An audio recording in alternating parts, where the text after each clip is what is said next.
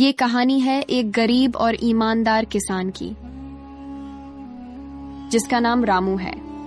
रामू के पास ना तो खाने के लिए 2 वक्त का रोटी होता है और ना ही रहने के लिए अच्छा सा घर।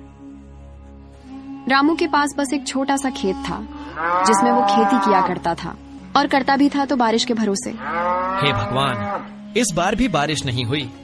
एकमात्र खेती ही तो सहारा था, अब बारिश भी नहीं हो रही। अब मैं कैसे घर चलाऊंगा? मेरा परिवार भूख से तड़प रहा है। बारिश नहीं होने के कारण रामू चुपचाप घर लौट आता है।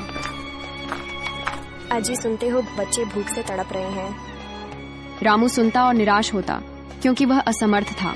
रामू मेहनती था, लेकिन किस्मत साथ नहीं देती थी। फिर भी वह चोरी और झूठ का रास्ता नहीं अपनाता था। एक दिन रामू अपने घर जा रहा था, तब उसे रास्ते में एक साधु बाबा मिलते हैं। वह बहुत प्यासे थे। सुनो बालक, क्या तुम मेरी मदद कर सकते हो? हाँ कहिए, मैं आपकी क्या मदद कर सकता हूँ? अगर मुझसे होने लायक होगा तो मैं जरूर करूँगा। मुझे तुम सिर्फ पानी पिला दो। रामू उन्हें अपने घर बुलाता है और पानी पिलाता है। पानी पीकर साधु बाबा वापस अपनी कुटिया जा रहे थे। तब रामू को एक बीज देते हैं।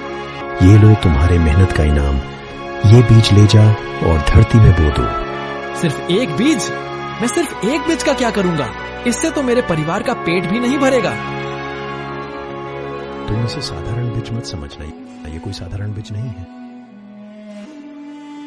एक दिन रामू उस बीज को लेता है और उसे अपने खेत में बो देता है। हालांकि रामू को उस बीज पर ज्यादा भरोसा नहीं था, फिर भी वह वो ऐसा करता है क्योंकि उसके पास खाने के लिए कुछ भी नहीं था। रामू बीज को बोकर वापस अपने घर चला जाता है। वह बीज लगातार बढ़ते ही जाता है और बढ़ते बढ़ते पेड़ बन जाता है। अगले दिन रामू की पड़ोसी रामू के खेत के पास से गुजर रही थी। तब वो रामू के खेत में बड़ा सा पेड़ देखकर चौंक जाती हैं। बाप रे, रामू के खेत में इतना बड़ा पेड़, और वो भी सोने का। ऐसा कहकर रामू की पड़ोसी वहां से चल देती है।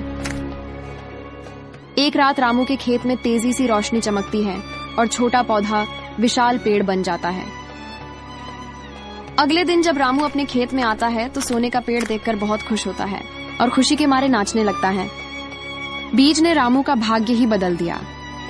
रामू उसके मदद से अपने खाने पीने और रहने के लिए एक अच्छा सा घर बनाता है। रामू की अब हर परेशानियां खत्म हो चुकी थी। रामू अब अमीर हो चुका था, पर उसका दिल वैसा ही विनम्र था। गांव में वही साधु बाबा फिर से आ जाते हैं और आकर के रामू के घर के पास रुक जाते हैं। भिक्षाम देही, भिक्षाम देही। थोड़ी देर बाद रामू अपने घर से बाहर आता है। धन्यवाद बाबा, आज मैं जो कुछ भी हूँ वो सब आपके वजह से हूँ। कहिए बाबा, मैं आपकी क्या मदद कर सकता हूँ? तब साधु बाबा हंसते हुए, नहीं रामू, तुम मेरे वजह से नहीं, बल्कि तुम जो कुछ भी हो अपने अच्छाई और ईमानदारी की वजह से हो।